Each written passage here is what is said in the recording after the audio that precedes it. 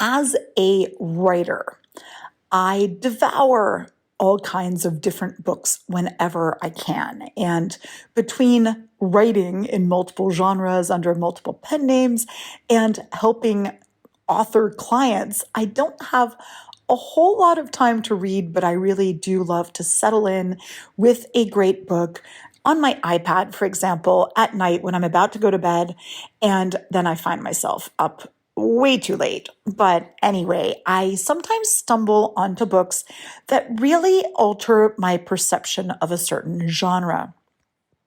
So I recently started reading a book that all of a sudden it was way more than I expected. It was within the romance genre, but wow, the way it was written was so elegant. The emotions are so good. And I noticed how the author was doing this really great technique of slowing down everything. And this is something that I try to do. And this is something I tell my authors to do. But it was such a reminder for me that I don't always do it as much as I could. And I just loved this. I'm now reading this book with great anticipation, and the plot at this point is almost secondary just because there's something about the writing that I find so completely enchanting. I'm loving the emotion of it. And basically, I'm left in awe of this author's talent. And I have to say, I felt a little humbled and also had to kind of talk myself out of feeling inferior when it comes to the way this author wrote certain things. So I think it's so crucial to read in order to be inspired. And I think it's so crucial as authors for us to learn how to write by reading. We often turn to the works of others for inspiration, guidance, and insight, but how does reading other writers' work truly impact our writing journey? Are there times when it's more beneficial to maybe immerse ourselves in the words of others? And are there moments when it's best to step back and focus on our own creative process? In today's episode of the How to Be an Author podcast, we're going to be exploring all of this and more. We're going to be navigating this whole issue, this whole relationship between reading and writing. So whether you're an aspiring author trying to hone your craft a little bit or a seasoned writer looking for fresh perspectives, this episode is going to offer some pretty interesting insights. And I think it's going to definitely affect you and enhance your writing journey. So why don't we just dive right in to this issue of reading as a writer? If you're a writer dreaming of becoming a successful author, join me, writing coach Karena Akhavein, on the How to Be an Author podcast, your weekly source for writing information, inspiration, and motivation. Welcome to the How to Be an Author podcast.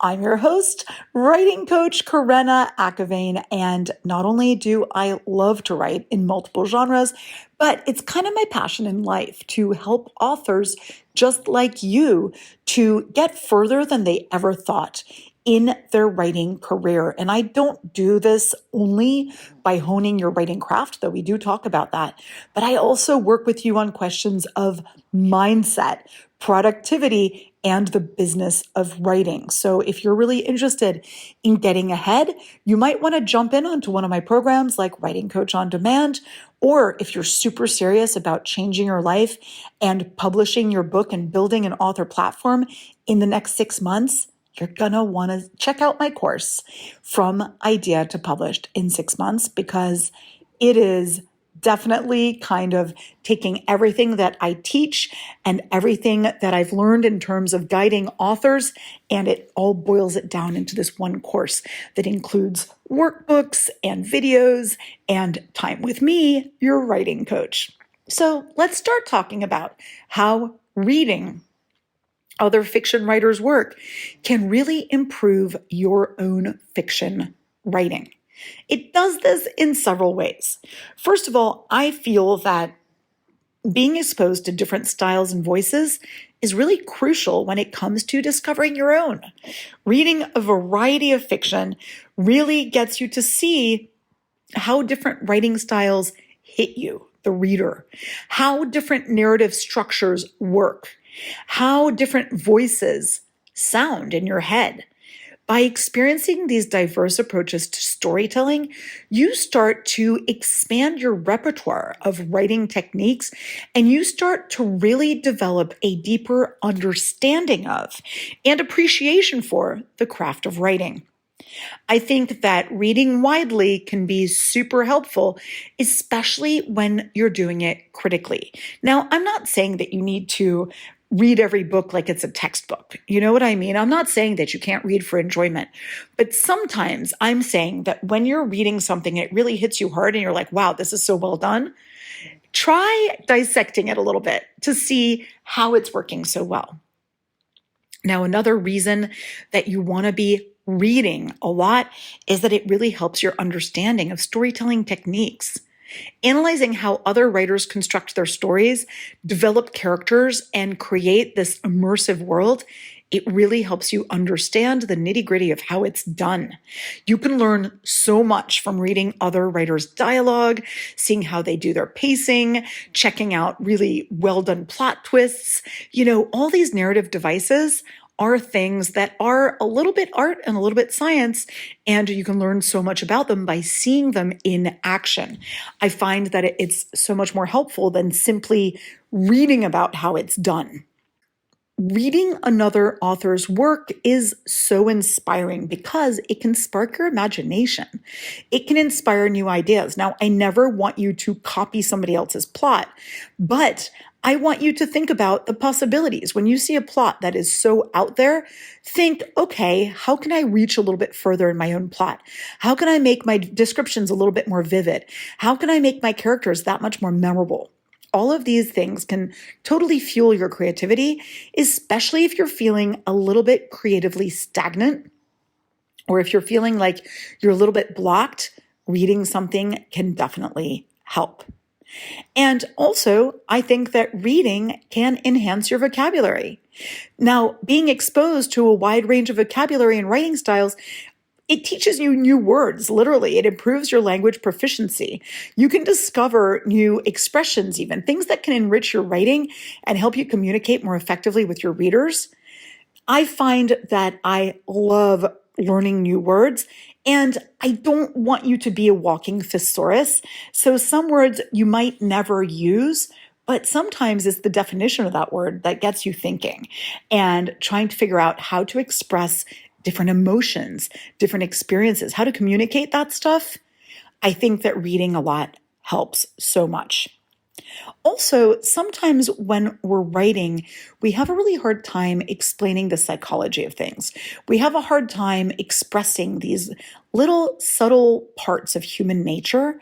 And I think that really good fiction does a great job of this. It explores those complexities of human nature, of relationships, of emotions that really help you to get a deeper understanding of human psychology and behavior. So reading a lot is going to help you to enhance the depth and authenticity of your own characters. Reading a lot also can give you cultural awareness, see different perspectives, understand different cultures or time periods. All of this broadens your repertoire, basically, your lexicon, your awareness, and it gives you this appreciation for the richness and complexity of the human experience. And now you can enrich your own writing with different layers of meaning. So I think all of this is really crucial. But of course, as with all things, there are some little pitfalls that you need to be aware of. A few little caveats that I want to share with you when it comes to reading other authors' work critically to help you with your own. The first thing is, I hinted at this in the introduction, it's the comparison and the self-doubt. Constantly comparing your own writing to the work of more established authors, it can definitely lead to feelings of inadequacy. This happens so much, and we're going to be talking about how to kind of get rid of those. But try not to measure your writing up against others because I don't want you to feel discouraged. And many times we're hard on ourselves and not so much on others. So think about that. Another thing that's a little dangerous is when somebody else's writing is going to influence your voice too much. So it's natural to be inspired by the writing of others, but you really need to maintain your own unique voice. So I would say that if you're reading every single work by a single author while you're writing your own thing, that might be a little bit dangerous. Think about, okay, is this rubbing off on me a little bit too much? Another thing that can happen when you're reading too much, you can kind of get a little bit overwhelmed when you're analyzing too many different things in a writing style at once. The sheer volume of what you're reading and what you're analyzing can actually burn you out a little bit. And also that whole loss of originality when you're reading so many things and you're like, oh, I need to learn from this. Yes, but also you need to maintain your own creative vision. So just because this is what other people are doing doesn't mean that is what you need to do. And also, of course, there's the distraction from writing. That's what I was saying about I try to read mostly when I'm about to go to bed. And that means that I don't finish works very fast in general unless I get completely sucked into them. But spending too much time reading, I have a client who was doing this. She was reading all the time. And sometimes I would literally have her on Zoom doing writing sprints. And I would notice her reading instead of writing. And I'm like, you're literally paying me for this. And you're still reading too much. It can become a little bit addictive. So it's important to dedicate time to actual writing and putting what you've learned into practice. So keep that in mind. When are the times that I think it might not be beneficial to be reading so much? Well, first of all, obviously during intense writing phases. If you're, on deadline or you're in an intense creative phase and you need to focus and concentrate, you might want to limit your exposure to other writers' works because you want to stay immersed in your own creative process. If you've been struggling with comparison or self-doubt, you might want to take a step back. That's important. And also, when you're trying to really develop that clear voice of yours, you might find it beneficial to limit your exposure to other writers' work because it's going to give your own voice room to grow. So it's probably better to do things instead like free writing and, dictation and things like that to try to find that voice. But it's really key to try to strike this balance between reading, both for inspiration, learning, and enjoyment, and also focusing on your own writing goals and creative process. So remember that. Remember that everyone's different. Everyone finds balance in a different way. So keep making adjustments until you feel that you have some kind of balance and know that things change over time. So remember that. Now let's talk about how you can best read critically as a writer, because there's a way to do this. It's not just reading a book, right? So one important thing you can do before you start reading is identify your own writing goals. What are you interested in improving first and foremost? Is it your storytelling skills? Is it your prose style? Is it your genre? Is it, characters? Whatever it is, what's your writing goal? Write that down. It's going to help you to narrow down what you should be reading, because sometimes when you're reading to learn, there are books that you can be picking, right? So definitely be assessing areas for improvement as you pick your reading material. And also, very important, think about the genre and the style that you're reading in. Because for me, I like to read a lot of thriller and adventure stuff. And then, of course, I like a healthy dose of literary fiction. I love things with a plot twist. But since I do also write romance, every once in a while, I want to read a romance book to see what's going on with the genre.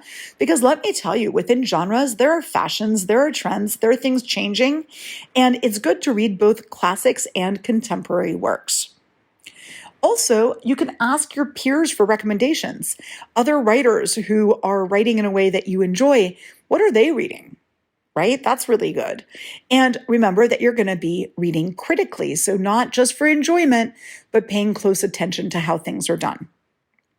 And I think that also trust your instincts in terms of what you want to read, what you gravitate towards, what resonates with you.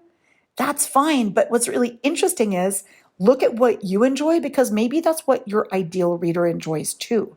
So that's something that's good to pay attention to as well. So definitely by considering your goals, your areas for improvement, and your preferences, you can definitely identify the works you should be reading and then see how you want to go about critically reading, which is like, first of all, analyze that structure and pacing. Study that character development. Look at dialogue closely. Analyze that, see how it's written. Evaluate how the descriptive language works. All of these things are so important. Maybe you want to look at themes and symbols because these can be interesting. You can kind of file them away. Look at plot twists, how they do those. Look at the point of view and then reflect on the emotional impact of what you've just read. How did they do that, right? Take notes because you will forget, definitely. If it's your own book, you can annotate. If it's on a Kindle or something, you can highlight. And definitely think about how all of that works. Now, we talked about those feelings of inadequacy and self-doubt. And remember, I get those all the time too. So as a writing coach, here are the things that I tell my clients, my writers, to keep them from feeling really bad when they encounter the work of writers that they deem better. First of all, remember that you are still learning. This is a mindset thing. Approach reading with a mindset of learning rather than comparison. Remember that every single writer has something to learn from others, right? So be focusing on improving. Writing is one of those things. It's not like tennis where you're going to be getting old and less agile. You can keep improving at writing your whole entire life. Also, remember that it's great that there are unique voices and perspectives. Celebrate those differences. You don't need to completely emulate someone else's writing style. Diversity in writing is what makes the literary world so vibrant, so rich. So think about that. And also have realistic expectations, right? If you're just starting out, why are you surprised that this other writer is awesome and makes you feel bad, right? Just remember, you've got a growth mindset. You can keep improving. Nobody's telling you that you can't improve. And also, what you're trying to seek is definitely not so much comparison as inspiration, right? So don't compare, get inspired, right? Admiring someone else's writing doesn't diminish your own talent or potential. So be looking at techniques and strategies. Don't be wasting time feeling bad. Be a little bit compassionate to yourself. You be kind to yourself. It's okay to make mistakes. It's okay to have self-doubt, but be gentle with yourself because you are making progress. You are having accomplishments along the way. So celebrate those and know that you're always growing, changing, learning, etc. I want you to come away from these writers' works with a sense of curiosity instead of feeling bad. I think that's really important, but I would love to hear from you. What are some books that have made you really see the possibilities in your own writing?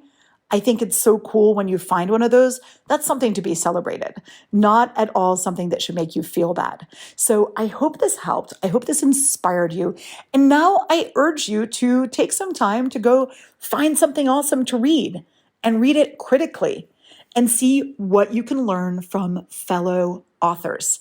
And again, if you want to move forward in your writing journey, check out my website, creativeandwritingcoach.com or onlineCoursesForWriters.com. You're going to find everything you need to move forward in your writing career further and faster than you thought possible with a supportive writing coach, namely me. I love all genres. I really think each author has something to say. So if you've been feeling bad about yourself, call me up. You'll feel better.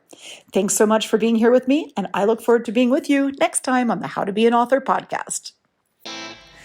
If you have any pressing writing-related questions or would like to be featured on the How to Be an Author podcast, please feel free to reach out on my website, creativeandwritingcoach.com.